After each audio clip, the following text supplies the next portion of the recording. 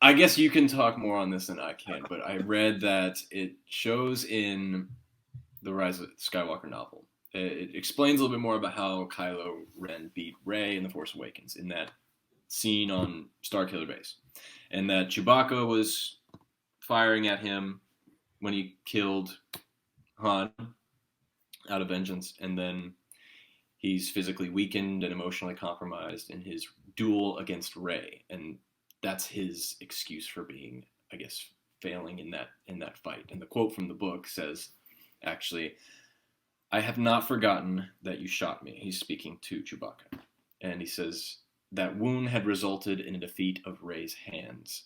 Had he been in top fighting form, the scavenger never would have gotten the best of him. And this is a deleted scene from the movie of when he's interrogating Chewbacca, and it was actually in concept art. Yes, and it's a great. If I can dig a little bit into it because I know more about it. They have a flashback of young Ben with Chewbacca. I don't know, like it just puts more context on the Kylo character because when he's interrogating Chewbacca, it gives him flashbacks of being a young boy with Chewbacca. Oh, that's really Wouldn't you love to see that? Yeah, definitely. I don't know. Wow. Like it's just once again, man, like I said, these little things that were in the book, man, just really, really make me upset because I would have loved to see them in the movie. Right. It just gives characters more context. And I think something that we got lackluster in the sequel trilogy was very, very good character development with all the characters.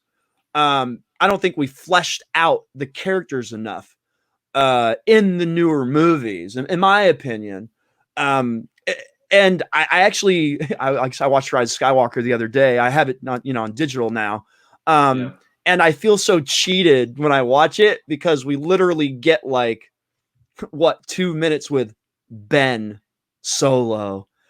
Right, and he has no speaking lines. Like once he chucks his lightsaber and he talks to his memory, not a Force ghost, not his memory of Han, he has no more speaking lines except a grunt when he when he dives down into the Exegol, and fights the Knights of Ren and stuff. But like, I don't know, like I think I would have loved to see just and that comes back to that flashback. If you show like a flashback of him as young Ben, and I know we have the comics and stuff, but like putting it more into context in the movie, because this is what I'm gonna watch 100 times.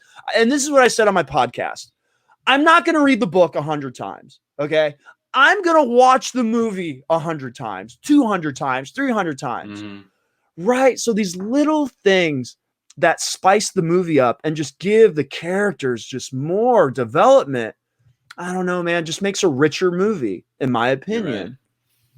Right. I think that's been the problem with not just Star Wars movies, but a lot of movies recently is that everything's kind of switching and focusing more on television these days, and television is a very character-based medium where you have long periods of time to get to know everybody. And movies have been really focusing mainly on the story, but a story is no fun if you can't really connect with somebody.